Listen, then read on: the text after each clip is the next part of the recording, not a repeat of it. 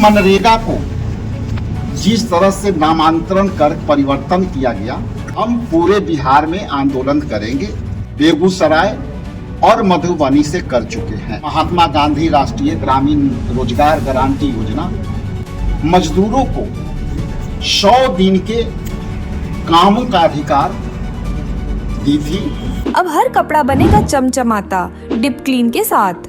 आपका विश्वास हमारा वादा। नमस्कार, बुलेट न्यूज़ टीवी देख रहे हैं आप और मैं हूं आपके साथ अंगद शर्मा। देखिए, मनरेगा को लेकर जो है वो औरंगाबाद में कांग्रेस के प्रदेश अध्यक्ष राजेश राम ने जो है वो मनरेगा बचाओ संग्राम के तहत प्रेस कॉन्फ्रेंस किया है और साफ ये कहा है कि इससे जो है वो लोगों को नुकसान है, परेशानी होगा और इसको लेकर हम लोग जो है संग्राम करेंगे, धरना पे बैठेंगे और लगातार जो है इस पर आवाज़ उठाएंगे। क्या कुछ कह रहे हैं कांग्रेस के प्रदेश अध्यक्ष, आइए आपको सुना।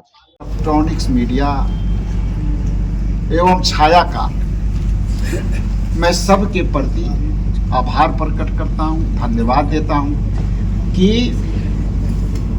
आप लोग जिस तरह से औरंगाबाद के इतिहास को अपने कलमों से, अपने सोशल मीडिया प्लेटफार्मों से जिस तरह से निष्पक्षता से आप लोग आवाज़ें उठाते हैं, मैं कमों पे सबको फॉलो करता हूँ। समय मेरे पास थोड़ा कम होती है, लेकिन फिर भी एक झलक यदि हमें औरंगाबाद के समाचार देना है तो या तो कार्यकर्ता से किसी से फीडबैक लेना पड़ता है या आपके कोई न कोई प्लेटफार्म से लेना पड़ता है। और मुझे बहुत खुशी होती है कि हमारा औरंगाबाद जिले में स्वतंत्र पत्रकारिता और प्रिंट मीडिया हाउस भी कहीं न कहीं निष्पक्षता से अपनी बातें, जनहित की बातें लोगों तक पहुंचाते हैं। इसके लिए कोटि धन्यवाद।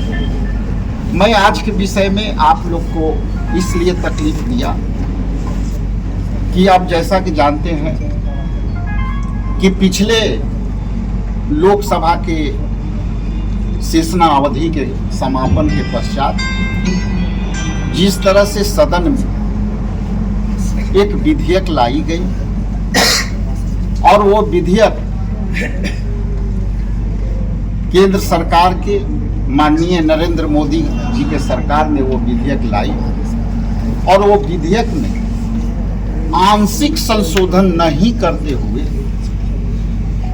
मनरेगा को, जैसा कि आप जानते हैं कि महात्मा गांधी राष्ट्रीय ग्रामीण रोजगार गारंटी योजना जो मजदूरों को 100 दिन के कामों का अधिकार दी थी और वो योजना नहीं थी, वो संविधान से उन गरीब लोगों के लिए जिनके पास अपनी कोई ना रोजगार थी, ना उनके पास मजदूरी के आसरा थी, ना उनके घर चूल्हे जलाने के लिए अवसर देने के लिए सम्मानित 2005 के प्रधानमंत्री रहे डॉक्टर मनमोहन सिंह ने और आदरणीय यूपीए अध्यक्षा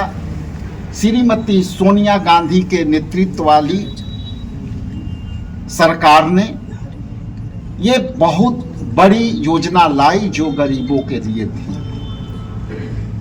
और आज मुझे आपके बीच बुला करके बात करना पड़ रहा है, वो इसलिए करना पड़ रहा है कि मनरेगा को जिस तरह से नामांतरण कर परिवर्तन किया गया और संशोधन किया गया, हम उस विषय को लेकर के आपके बीच अपनी बातें कहने आए हैं। जैसा कि आप जानते हैं कि अखिल भारतीय कांग्रेस कमेटी, बिहार प्रदेश कांग्रेस कमेटी और पूरे देश में कांग्रेस पार्टी इस मनरेगा योजना को खत्म करने के लिए जो साजिश रची है, उसको हम मनरेगा बचाओ संग्राम के रूप में हम पूरे बिहार में आंदोलन करेंगे, जिसकी शुरुआत हमने 8 तारीख से बेगूसराय और मधुबनी से कर चुके हैं।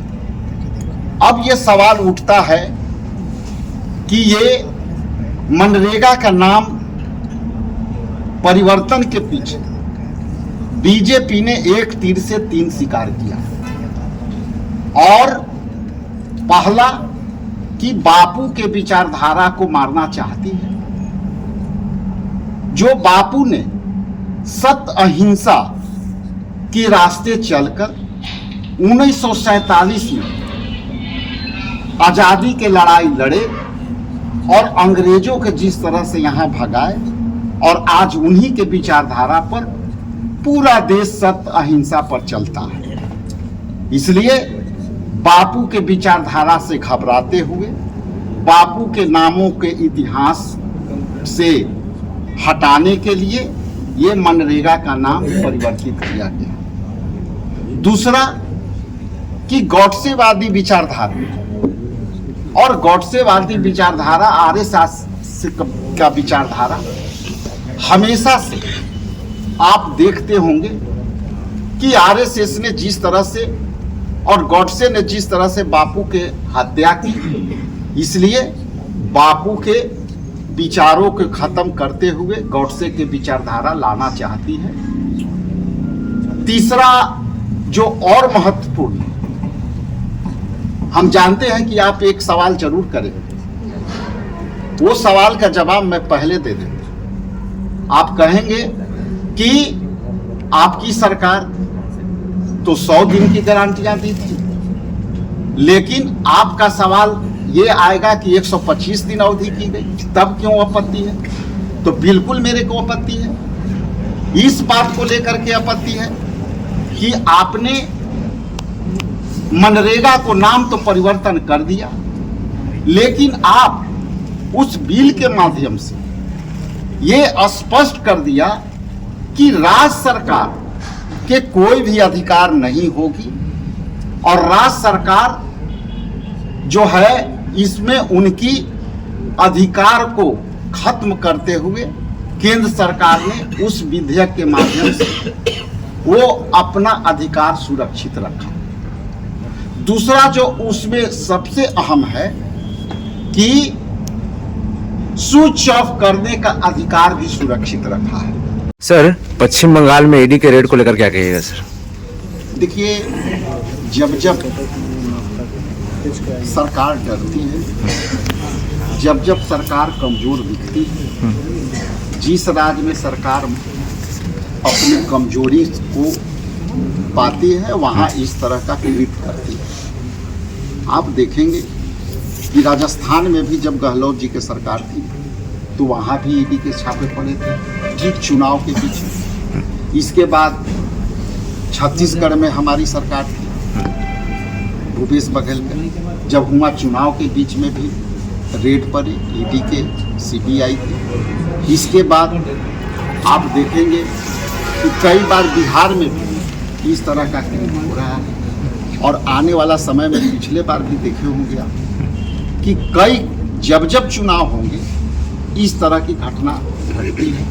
ये सरकार डरी हुई सरकार है, और हमेशा सनोज जी ने पूछा संगठन के बारे में, लेकिन संगठन किसी पार्टी के मजबूत नहीं है। हाँ, मजबूत आप एक परंपरा नया शुरू किया है जो संविधान के विपरीत काम करती है, उसको सत्ता से बाहर करना, ये परंपरा जो है शुरू हो चुका है ये देश में 11 वर्षों से, और आने वाला समय में देखिएगा कि इस तरह का कृत्य। लेकिन आप साथ ही साथ ये भी देख लीजिए कि बंगाल में क्या हुआ, ममता जी ने क्या किया, किसी को अब हिम्मत नहीं है। तो गलत करोगे तो चुप रहना पड़ेगा।